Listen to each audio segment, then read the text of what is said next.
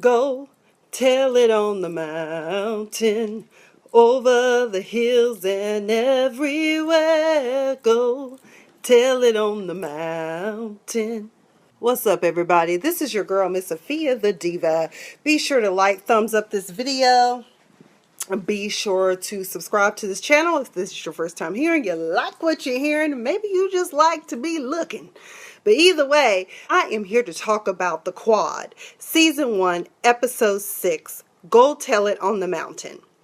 Go Tell It on the Mountain is more than just a song. It's a semi-autobiographical novel by the great James Baldwin. As you know, right now in theaters, there is a movie or a documentary called I Am Not Your Negro. And if you follow any of the writings or videos that are out there now, James Baldwin just told it like it is about systemic racism. How this plays into the theme of this particular episode of The Quad on BET, I'm not sure.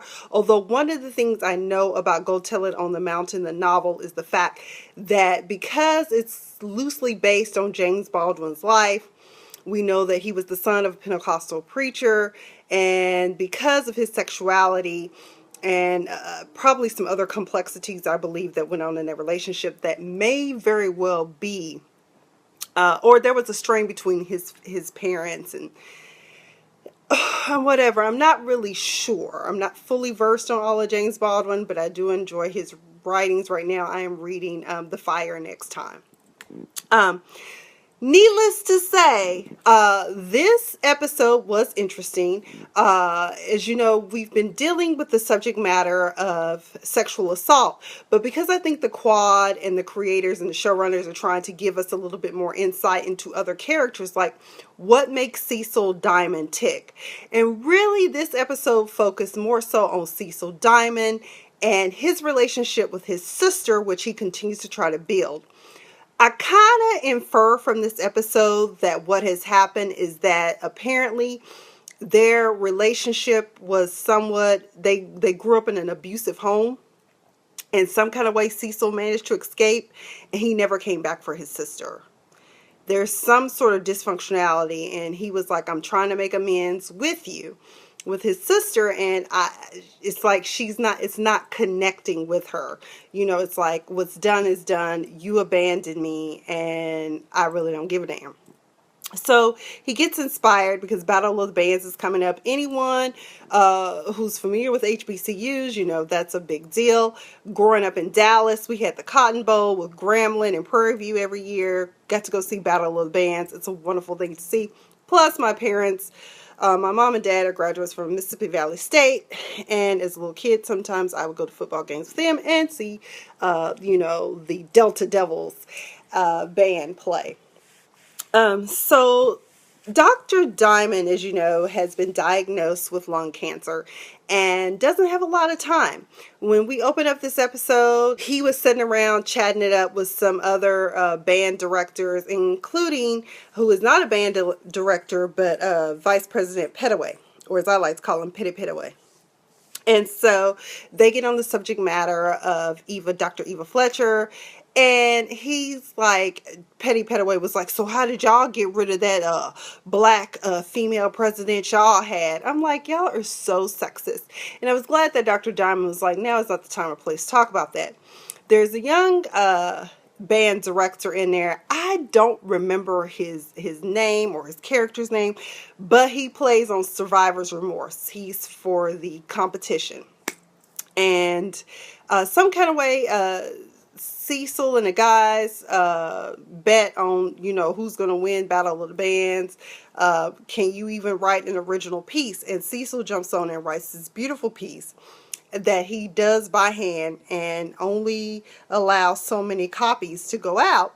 As a matter of fact, he told Danny, the head drum major, that this is how we're going to do it, and you be sure to collect it at the end.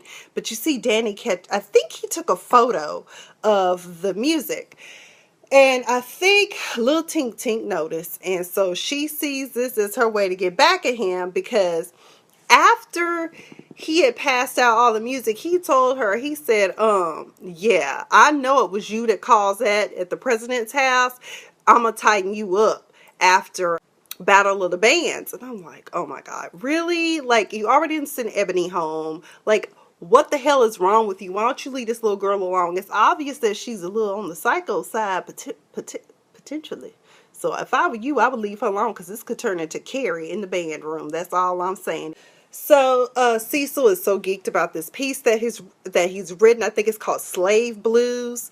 But the younger guy from Survivor's Remorse, the band director for the competition, he comes in and is like, I'm an alumni, and he tells little Tink Tink if she gives him the band notes, he'll give her a full ride. And she was like, no, I'm not going to do it.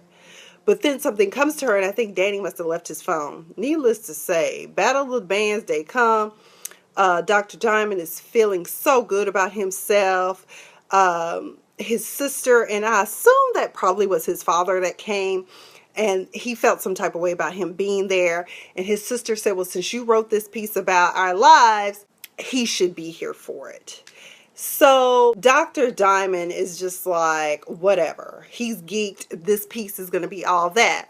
Well, while they're getting ready to go up next, dude that came to the band room to see little Tink Tink, that was teaching her how to flip people off to get her sax finger right. That's another thing I forgot to note. He stole the piece. Some kind of way he got hold of the piece, and Dr. Diamond is livid. He immediately believes it to be Danny, the drum major. What did you do? What did you do?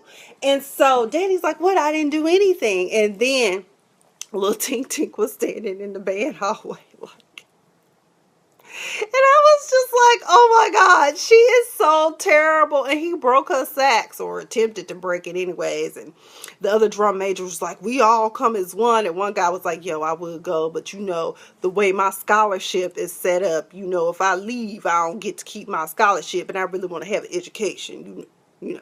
And dude was like, Danny was like, fuck this shit, y'all can stay, no big deal. And so everyone's like, well, what are we going to do, Dr. Diamond? Dr. Diamond is like, we're going to play Before I Let Go.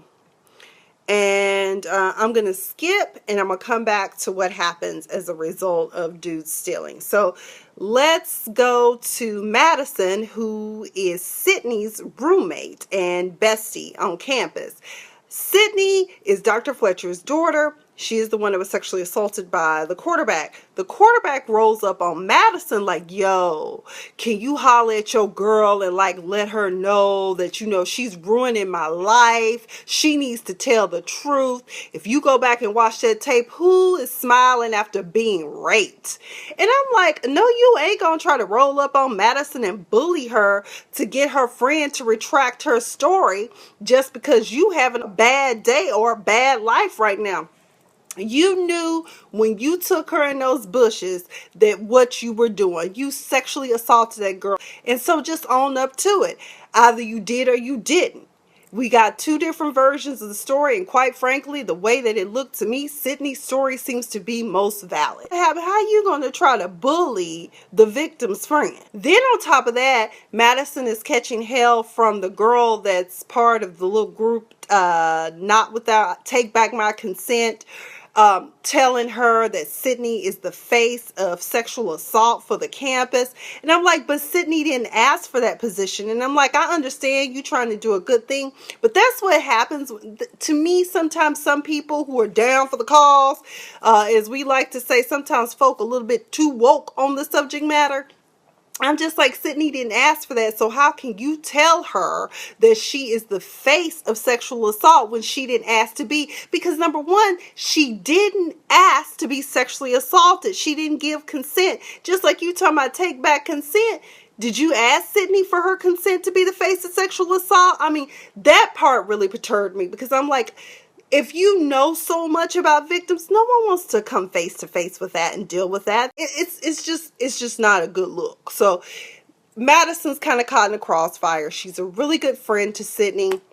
At one point during the show, she sends Sydney a video letting her know that, you know, I'm your friend, I love you, girl, and I'm here for you. I'm your ride or die. Meanwhile, sitting his mama and daddy, daddy done rolled up talking about he want $20,000 a month in spousal support, but you a judge. Are you serious? You want $20,000 from your woman. And y'all, this deposition was all kinds of just crazy. They were asking her about her sexual history. How many times did she come? What time of the year does she like to have sex? And in the fall, I like it that way for closeness. And I said, oh, Eva is being a little evil. Then the attorney for the judge was talking about how she was going to bring her up for review before the Georgia State treasury or whatever, for misappropriation of funds from the school. He wants to know why she took $150,000. Did she hook up her boy toy with a stipend because he's getting 75% more than others? And then the judge, she probably paying his rent too. And I was just like, you need to shut the hell up. Because what we found out about him was just, oh my God, to be married to somebody knowing that he was thinking of somebody else when he was loving on you. She asked her attorney to ask him during the deposition, do you still love me? Are you still in love with me? And he says, yes, he is. And tell the story about how we met. He tells the story about, I'm still in love with you or something like that. And then what happened? And then she got pregnant. And she didn't want the baby, but we didn't have a lot of money. We were broke. And you think that he's talking about him and Dr. Fletcher.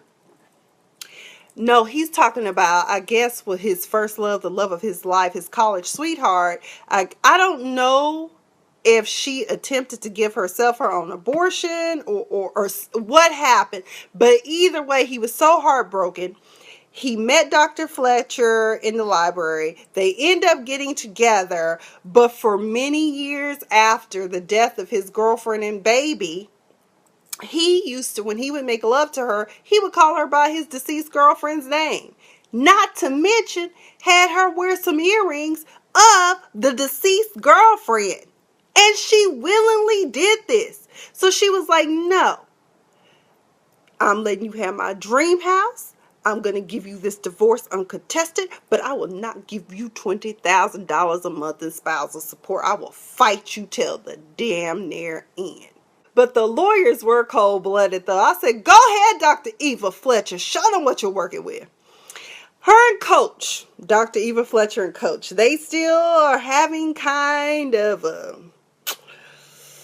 it's a little ice cold between them. I thought things were getting warm, but it's like Antarctica between those two. So the coach comes to her and he's like, he wants to talk to her. Like, he's like, well, I just heard from one of our alumni or some guy who has like a TV network or whatever and wants to broadcast GAMU's football game. And it's a really good deal and it'll bring money to the school. And then that's when she warms up to him. The meeting with the guy goes very, very well. He asked her about having not been part of a black college experience before, and dude had me dying when he said, I do business like white people. I don't have to like you to do business with you. I said, well, go ahead. Although I kind of have to like you, sir, because I might not trust you if I don't like you. Okay, I don't know, but that's what he said. Needless to say, Terrence, the football player, is going to present a problem. This deal will not go through if he is still on the team because of negative publicity, and for that, he does not want. Okay, he don't need the negative publicity.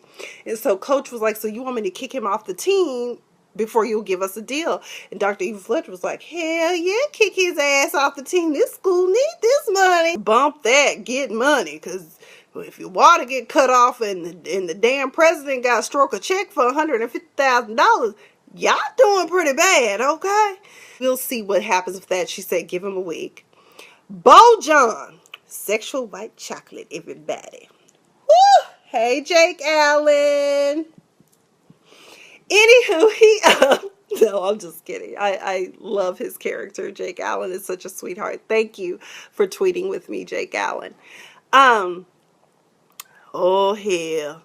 Sissy and Big Tex that showed up, because his mama looked like her name should be Sissy. But the Folsom show up. His daddy comes in. Him and his homies, what's her name? Tanisha, and Junior are playing dominoes, which, by the way, white boy done got good with the bones, okay? I said, don't play Grandma Temple, though, because she will whoop you. My grandma used to whoop me every time she would be cutting pie. Okay, buttermilk pie, whooping my behind at Domino's. Okay, I didn't think she was that alert, but she whooping my ass. Needless to say, a dark cloud comes over when Big Tex and Miss Sissy show up. Child, next thing you know, he's like, we're going to go down here to visit with the Georgia State assistant coach about you getting on. He was like, I thought that was for tomorrow. No, it's today. Schedule got turned around. He said, but I got practice or whatever. And so he was like, it don't matter. You're going to come with me. And he's like, no, I'm not. Next thing you know, some shit went left. Honey Bojan and his dad in a tussle. And his mama just like, oh my God, let him go, Bojan. Let him go. And I'm just like, no, your husband probably need his ass whooped one good time. I ain't saying this right to whoop your daddy ass. But I can tell right now he been beating up Bojan his entire life. Po Bojan done took a damn left hook to the right eye. I said, God, dog. My po baby, he got a black eye. Next thing you know, Junior said he reached back, as my unbidden name would say. He reached back to sock him again. But that's when Junior stepped in. He was like, I wouldn't do that if I were you, Mr. Folsom. And then he said, well, you can stay up here.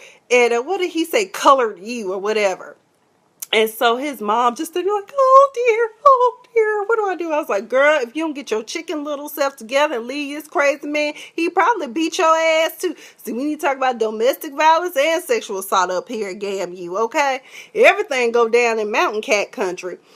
Because at first he said, can I talk to my son alone? And then Tanisha and Junior were like, well, we not leaving. They were like, well, whatever he says. But then they were like, no, something ain't right. And it's a good thing that Junior and them were there because his daddy was going to continue to pound him. And I'm glad that Bojan finally stood up for himself and was like, look, you are not going to put your hands on me anymore. I'm a grown ass man. What the hell wrong with you, daddy? So he wanted to hit Bojan again, and that's when Junior said, don't do it again. Before I forget, I was raised a Christian. Amen, sir. Peace be and peace and blessings unto you, but you gotta go, okay? Bojan's parents, Lord help. And Jake Allen said, y'all know I ain't like bullies too much. I said, I know that's right, because the way he beat the hell out that damn football coach and caught a case, I can understand it, but way to go to stand up to bullies. So this episode ends very interesting. So the competition, some kind of way, stole the original piece that Dr. Diamond spent a lot of blood, sweat, and tears writing. It may very well be his very last original piece written. And so the band members are like, what we're going to do, and he says, we're going to do Before I Let Go. And he opens up with a quote from James Baldwin's Go Tell It on the Mountain. I don't know specifically what it was at this point. And the band is playing their hearts out. Dr. Diamond is in his element. But then all of a sudden, things start to get blurry. He gets dizzy. And that's when it just goes all bad. And Dr. Diamond is doing what he loves, but crashes down to the ground, just falls over the band director stand and crashes like right there. And the episode closes with you wondering, does Dr. Diamond get to live? Is he severely injured? Is he dead? Was that it for Dr. Diamond? Because he's laying passed out on the ground. The music stops. Everyone runs over to try to help him, and the stream of blood is coming out the right side of his mouth. So we will find out tomorrow what happens on the quad. Again, like I tell people, I am so here for this show. I think it's a great original. I'm glad that BET is getting back to their roots. Anyways, that's all I've got for the quad. Thank you all for joining. Please comment, subscribe, like. Let me know what you thought about this episode. Will Dr. Diamond live to play and direct another day?